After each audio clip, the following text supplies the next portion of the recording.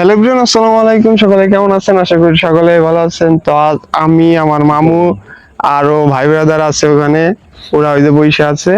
তো আমরা ঘুরতে বাইরে হয়েছি, আইসা দেখি আমাদের ধানের ক্ষেতের কাছে চলে এসেছি ঘুরতে ঘুরতে। এখন আমি একটু ওখানে যাবো, যাই দেখবো ধান কিরকম হয়েছে। তাই আসো, এদিকে আসো মামু, দেখে যাও। ধান কিন্তু মাশাআল্লাহ অনেক সুন্দর হয়েছে।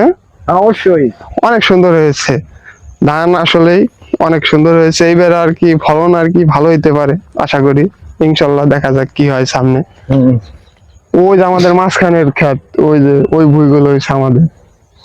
এখানে ওরকম আশা হয় না, কাজের ব্যস্ততার মাঝে ওরকম আশা হয় না।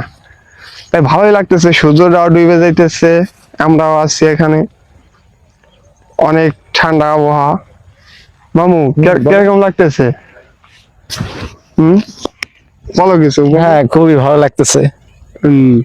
ধান খেত দেখে অনেক ভালো লাগতেছে। মামু ঢাকা থাকে তো, এই কারণে ওইরকম ঘোরাফেরা হয় না। তাই মামু গ্রামে আইসে, এখন অনেক ভালো লাগতেছে মামুর, তাই না? হ্যাঁ, সূর্যটা ডুবে যাইতেছে, একটু দেখাও। অনেক সুন্দর দেখা যাইতেছে।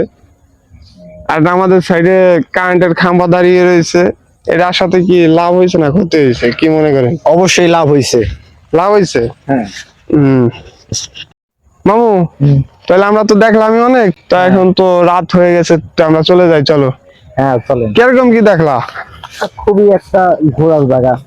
খুবই ভালো আর কি, ধান খেত, অনেক ঠান্ডা আবহাওয়া, ভালোই লাগে। আসলে কি এরকম আবহাওয়া বছরে 2 বার দেখা হয়। ঈদ আর কুরবানি। হ্যাঁ। আর শীতের ভিতরে এরকম আসা হয় না মনে হয়। না। যাই হোক, এখন আমরা চলে যেতেছি। আপনারা ভালো থাকেন, সুস্থ থাকেন। নেক্সট ভিডিওতে দেখা হবে। আল্লাহ হাফেজ।